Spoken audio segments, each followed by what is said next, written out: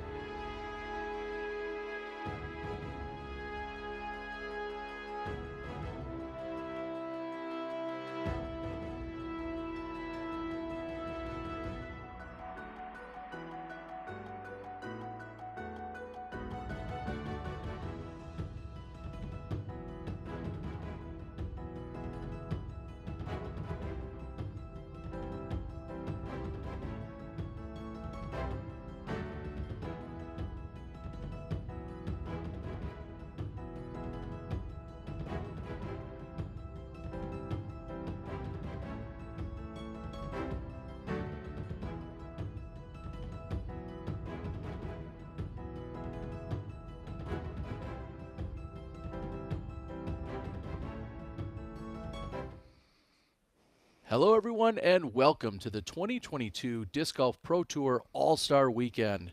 We're out here at Push Ridge, the temporary course located at the El Conquistador Resort just outside of Tucson, Arizona.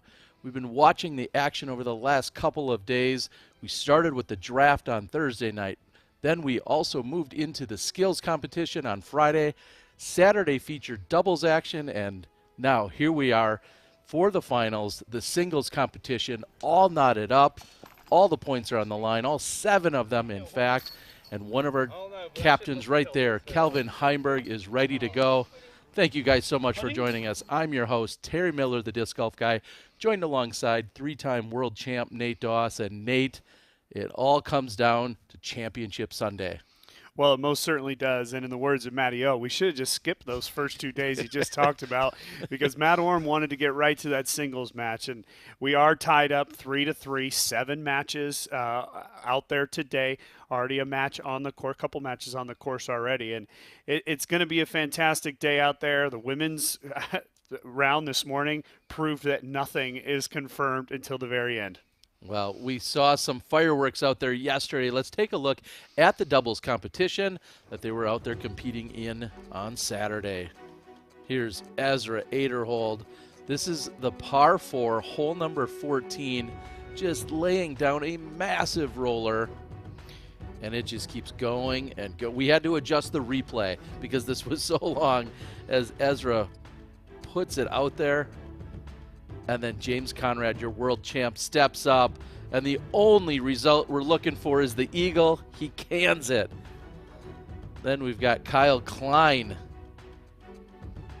Huge drive here on hole number 18. And his partner, his captain, Calvin Heimberg, answers with the eagle of his own. And they close out in style. And let's take a look at some of the matchups that we're going to be seeing out here today. Team Eagle versus Team Calvin. Nate, any particular matchup out there that just really jumps off the page at you? Well, most certainly the Eagle McMahon, Calvin Heimberg, which will be in the final group today. They'll be coming down the stretch. Maybe one of them can win this thing for their team. Got to look at that matchup. Definitely looking at Nico LaCastro, Matt Oram, couple of veterans. These guys have been out on the tour for several years. And, of course, Dickerson Klein. I like that matchup, too. That's a good one. Well, and Nico LaCastro, along with Matty O, have played against each other. They've seen each other, like you said, more than any other competitors that are here for the All-Star Weekend. So it's going to be really great to see these two veterans go head-to-head, both of them playing with new sponsors this year. So they're throwing newer plastic that they've been adjusting to over these last few weeks. And we both know that they're wildly entertaining, and that's what's going to be exciting out there today. Yeah, definitely. And, you know, the save of the partner is not there today. The ratcheting of the pressure comes up. Certainly we get to see the players get to use their new discs all on their own shoulders. Overall, look, there's no better way to prepare for the Super Bowl than watching all these All-Stars play a round of singles. All-Star Weekend it is. It's upon us right now. Let's get into it. Yeah, gotta aim for the top like, hold up, yeah, I can never doubt myself, I know better. All of you critics be acting like you know better. Blowing the smoke, but I know when the dust settles. Say I'm in my element, it's evident that there's levels to the go. I'm in my element, ooh, yeah. I'm in my element, ooh, yeah. I'm in my element, I'm in my element, ooh, yeah. I'm in my element, ooh, yeah. I'm in my element, ooh, yeah. Keep that same energy. I'm in my element, ooh.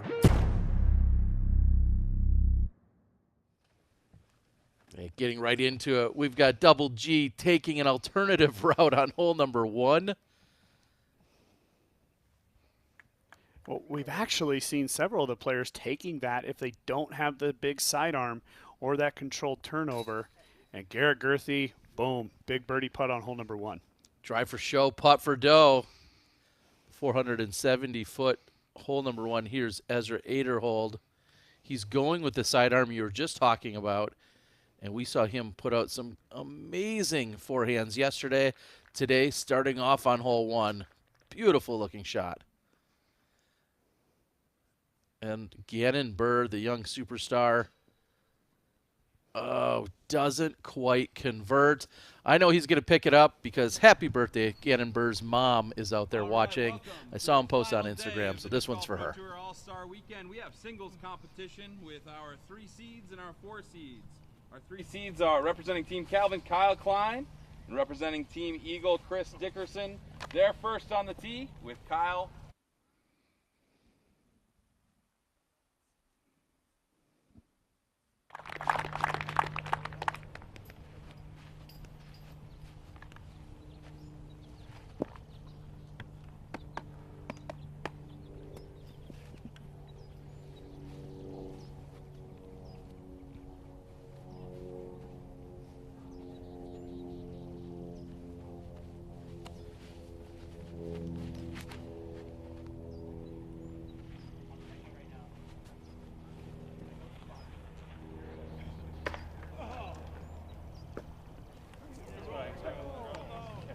Wow, catching the late tree and then rolling toward the pin. Kyle Klein's tee shot in the circle.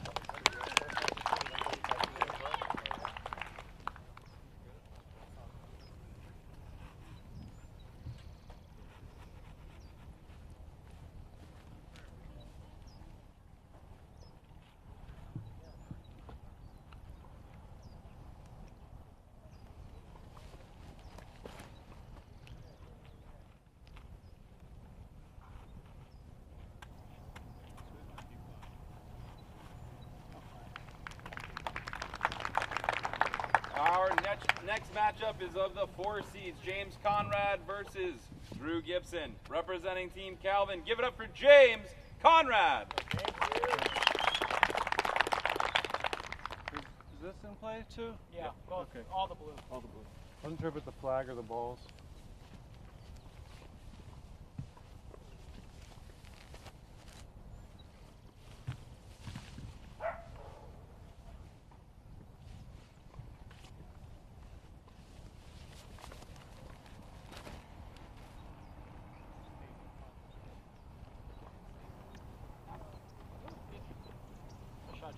Thanks.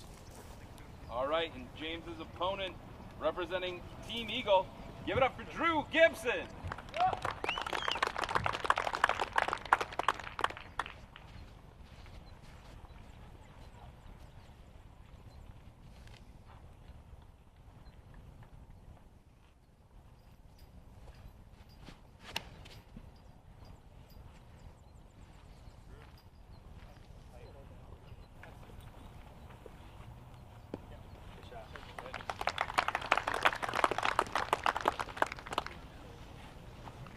Drew Gibson also playing the big wide hyzer, but now we're back with Matty O. I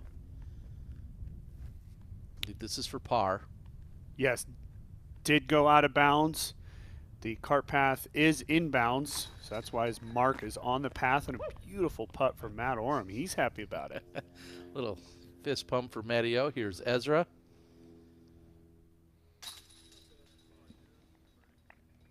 Just like that, Ezra picking up birdies on 1 and 2. He's got a 2-stroke advantage early on. Here's Nico LaCastro.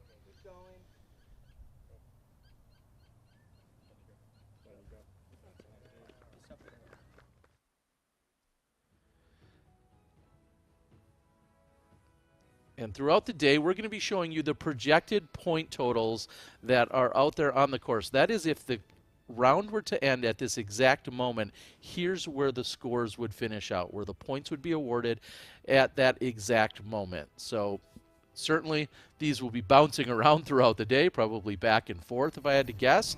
But right now, you see the 6.5 to 6.5 all knotted up. Nate, they came into this weekend, or today I should say, each with 3 points. Yes, they were tied, and as it stands right now, they'd be tied as well. And you know, maybe that would be the best thing for all of us, because at that point we'd see Eagle McMahon and Calvin Heimberg go into a sudden death playoff starting on hole 18. So, look, it's going to change several times throughout the day. It's going to be a fun one, and it'll all come down. The finishing stretch really is so crucial here, because 16, very easy birdie hole for these players. 17, a difficult par 4, and 18, even more difficult than 17. And I know it was a full 24 hours ago, Nate, when we were here kicking off the MPO doubles action, but did we see anyone going with a high wide hyzer on hole 1 yesterday?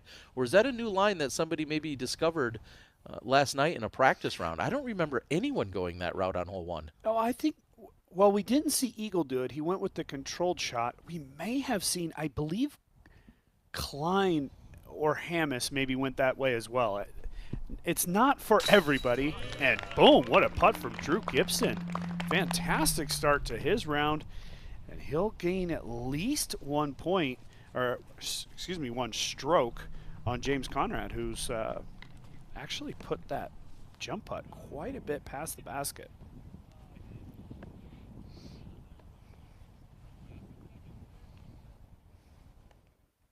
Chris Dickerson trying to pick up the birdie from circle 2.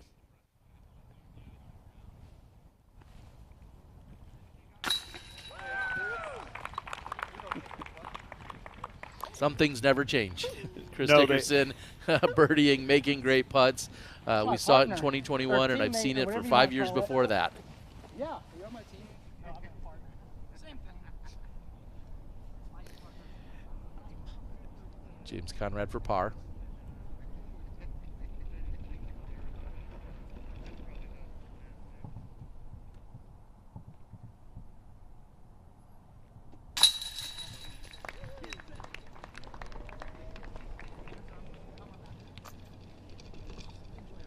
And after the tree hit and a little bit of a roll, look at the putt that Kyle Klein is left with for birdie.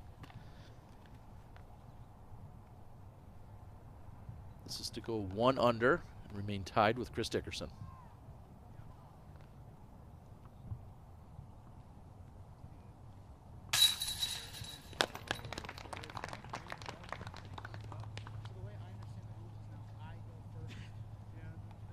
Three out of 4 with birdies. Great start for this card. Here's Matteo, the tee of 3, 280 feet to an elevated basket. Not only is it elevated, it does slope away quite severely behind the basket, sort of on this little knoll there. Matt just a little bit short on that drive. We got our drone shot from high above.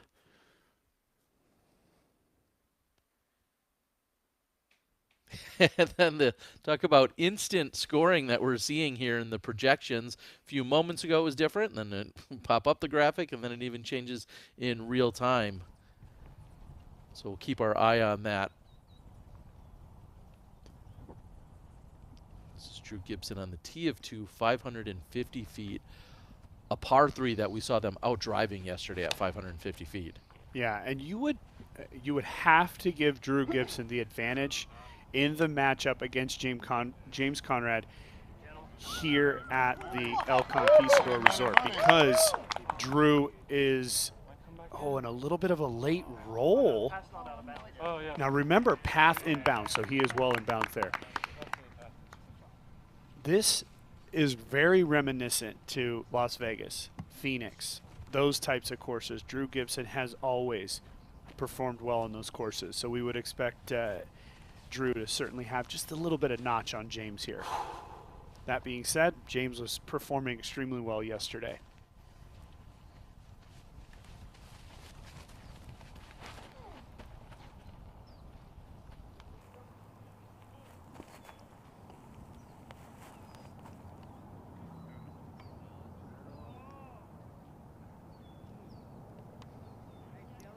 That will be out of bounds for Conrad, carrying way deep and left. And there's the advantage that we just talked about. Drew Gibson able to just use his power. He doesn't have to necessarily work so many angles, right? He doesn't have to flip it up and turn it. He can sort of just play the one angle. Similar to Kyle Klein, able to play one angle pretty much the entire way as well.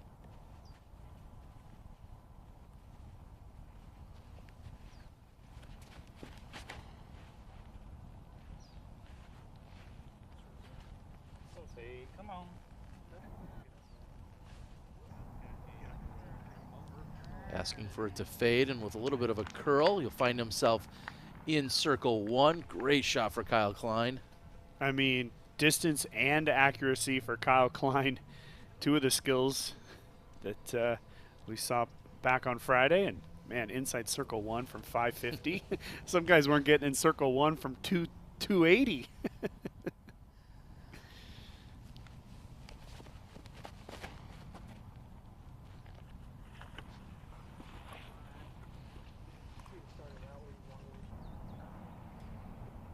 And that's also drifting hard left. And he's going to get the out of bounds indicator as well. So 2 out of 4 players OB, thanks to our spotters over there. And we're going to jump back. This is hole 3. Nico LaCastro lining up a birdie from 28 feet.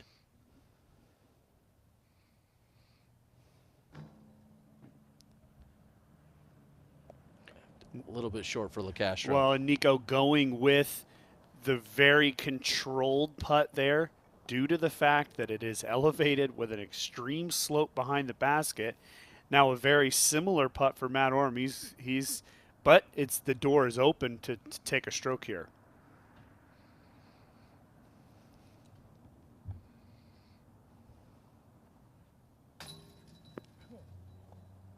And also low for Matt Orem. So he's not able to take advantage of the opportunity. And those two will remain even for the round and then all square overall. Nate, I know you're a traditional golf aficionado. Am I going to get yelled at for using all square, even though it's kind of match play, but it's not? I mean, it's stroke play, but it's a match in stroke play. Is all square, is that an inaccurate term here? 100%, no problem, Terry. I think that even though there's a brilliance to actually having it being stroke play, because come down 18, even if you're 2 strokes back, it's not over. In traditional match play, if you're 2 points back with 1 hole to play, they don't even play the hole. There's no reason to.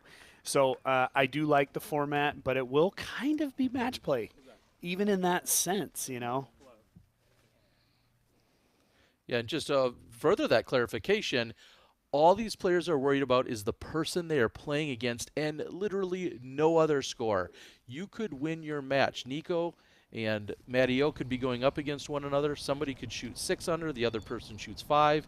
The 6 under wins. It doesn't matter if the hot score on the course is 12 or 14 or 2 over. It makes no difference. It's just you stroke play against your opponent.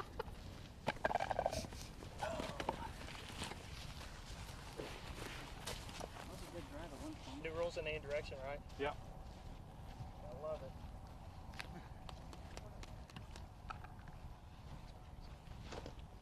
And this very question was asked this morning with a slight adjustment to the rules about essentially having a 180-degree semicircle around where you were last inbounds. You could take it at any angle. It doesn't just have to be at one particular angle. So Chris will bring this in, and Chris will save the par.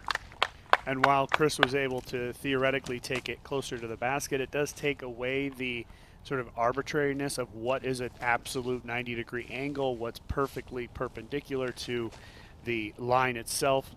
Not every OB line is created equal.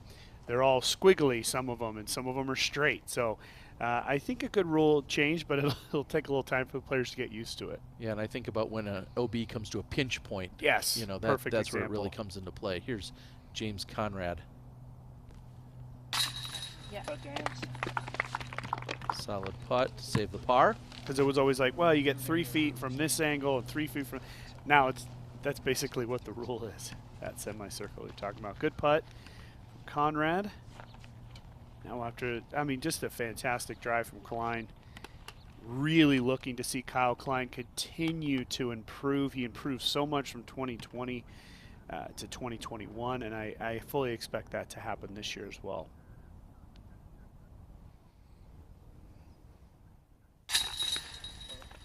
And Klein, Nice 2 birdie, for Kyle. 2. He's going to take a 1-stroke advantage over Chris Dickerson.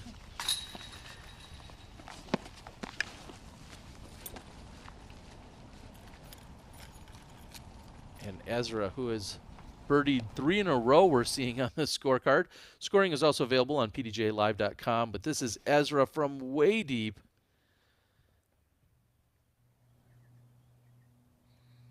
Just an upshot there from 8er hole, just keeping it close. Matt Oram. Matt Oram is in with a hop, skip, and a jump, but don't go anywhere. We've got more All-Star action coming after you after a word from these sponsors. Hello Leopard 3 is stable. It's want to go straight all day long. That's why I love it. It feels good in my hand. It's just very comfortable to grip. Just throw, it's gonna fly straight for you. And I love their plastic. It is beautiful. Look at this color. When you have a pretty disc like this, you just want a birdie, right?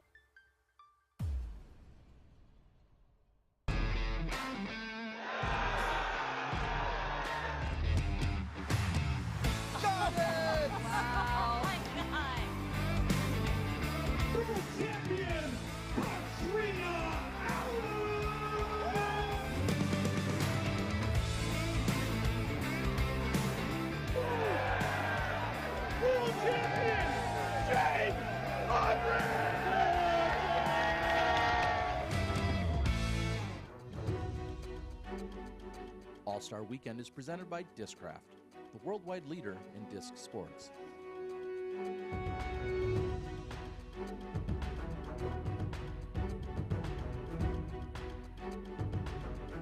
Part of the DGBT All-Star Weekend. We've got singles play today. It's based on overall score. We got 2 matchups here. We're going to start with our number 1 seed of Eagle McMahon versus Calvin Heimberg. First on the tee, representing himself and his own team. Give it up for Eagle McMahon.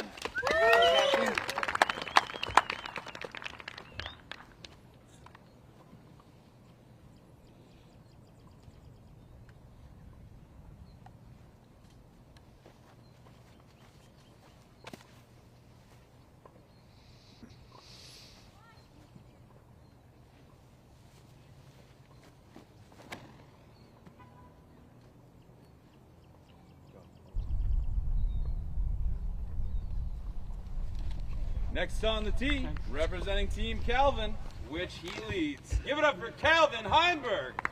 Go, Calvin.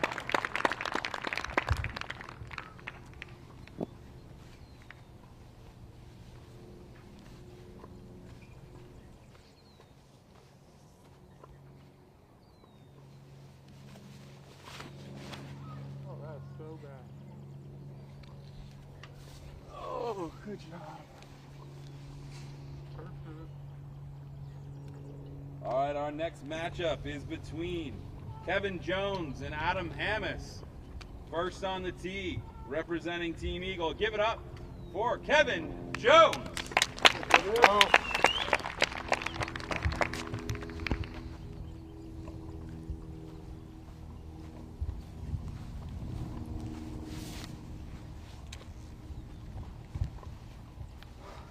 Not in my way.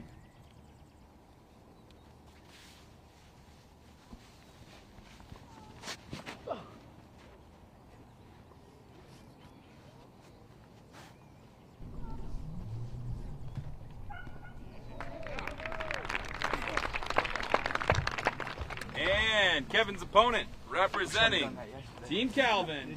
Put your hands together for Adam Hammis.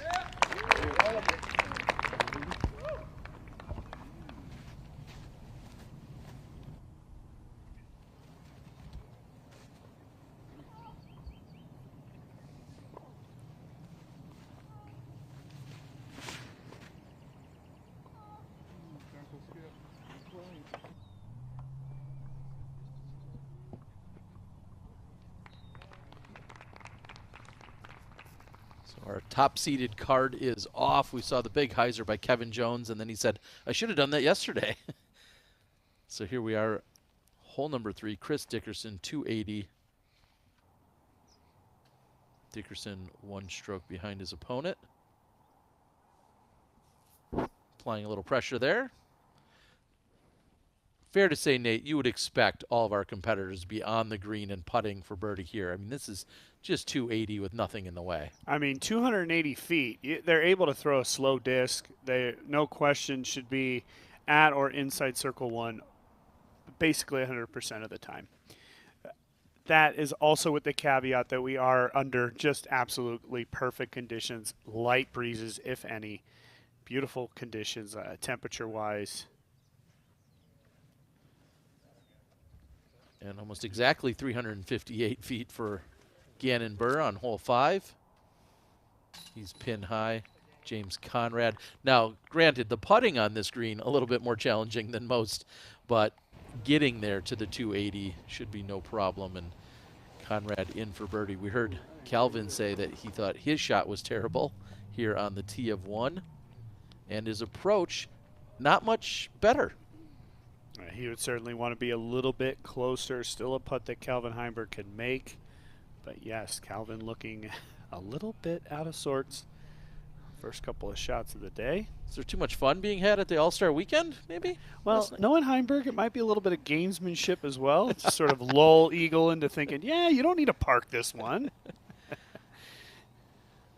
Here's Eagle McMahon with a long loft and asking for it to slow down, and his approach doesn't result that much better. So Chris Dickerson right next to the pin. Klein's trying to go 3 for 3. And he doesn't convert, so Dickerson will be able to tap in, and that matchup will be tied up at -2 for both of them.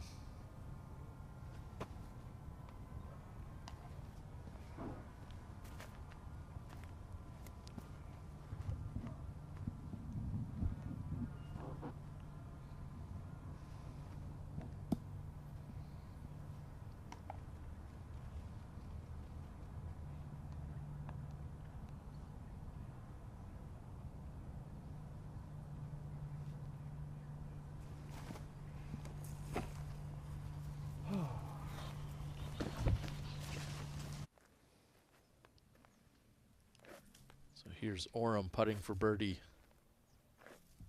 Hole number 5.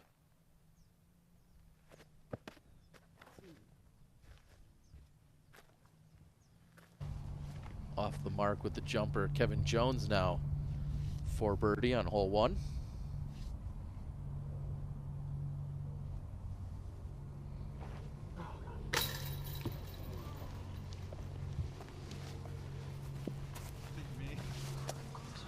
A little bit of nerves from everybody on this card. There's no way that, you know, even from where Eagle was, that he should be this long, even after a solid run. So, big putt here for Eagle. Just to sort of, this putt going in could calm him down just a little bit.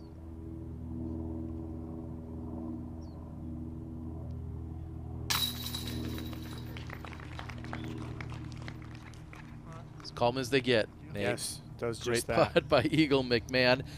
Jamie Thomas is out on the ground. He texted me a moment ago saying that there was a slight headwind that popped up for both Calvin and Eagle. So maybe that's what they were trying to, you know, compensate for on those approaches. And thankfully, they'll both walk away after making the putt. I guess I just have very high expectations when they're that close. I expect to see them inside 10 or 12 feet every time. It's going to be pars around. So we're going to head over to hole 5. We've seen a few putts here. This one's from Ezra Adelhold.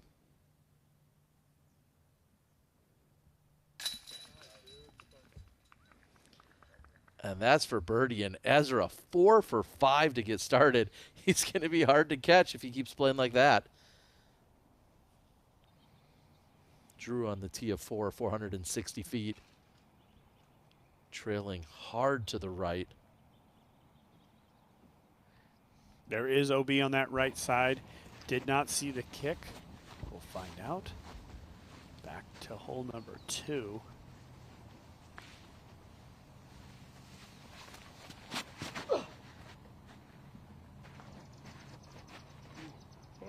Full send for Kevin Jones, and way out to the right. Not going to catch this fast fairway ground. He's going to have a long way left back to the basket.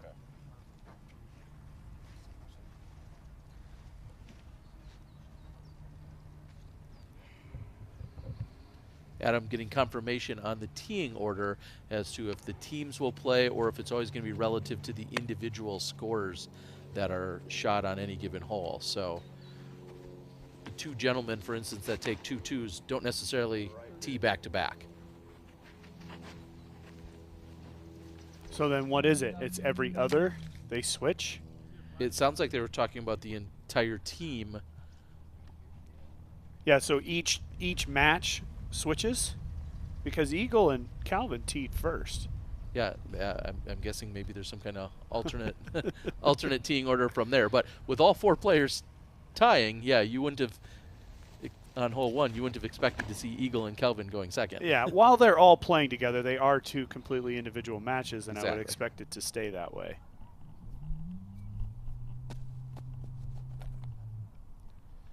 Wide right as well. Everybody's scared of the OB on that left side.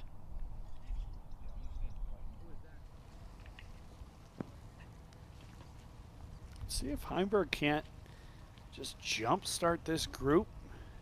Fantastic tee shot here yesterday, within about 10 feet.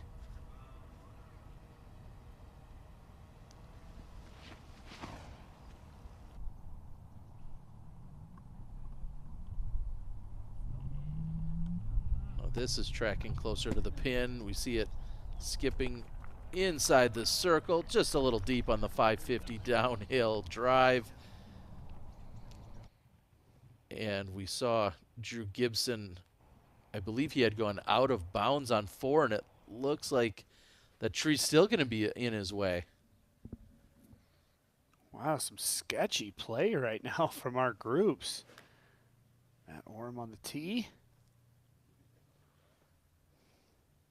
That Oram-LaCastro match at 1 under each. High five from the teammate in Ezra. So you said a little bit of sketchy play. It feels like everyone's not quite dialed in unless your name is Ezra, who is off to this great start. He's 4 under through 5 holes. But, yeah, everyone else has made a mistake or two. Well, I'm so glad you brought up Ezra Aderholt, as we're going to see Dickerson live. Ezra was impressive yesterday, played extremely well, and playing well again today.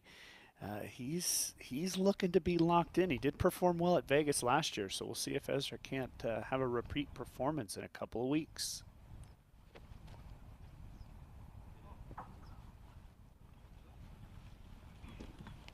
The jumper from really the edge of circle 2, essentially out by circle 3, and Ezra, this is just a walk in the park at this point. Yeah, he on the course, minus the skills, not that he didn't perform well in the skills, he, in my opinion, has looked to be one of the better players this weekend. And, you know, Ezra last year came out with a bang, like we were talking about in Vegas. And, yeah, I think he's going to be looking to do it again.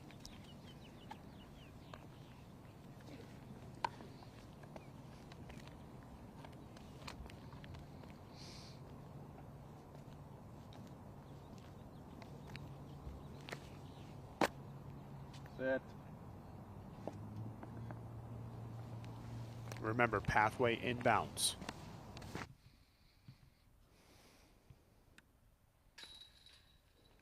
And Drew Gibson having a little rough go here on hole number 4.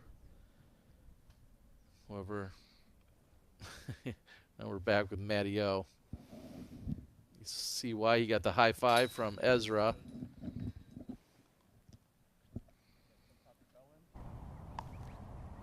Castro ended up with a par there. So Matt Oram 2 under versus 1 under for Nico.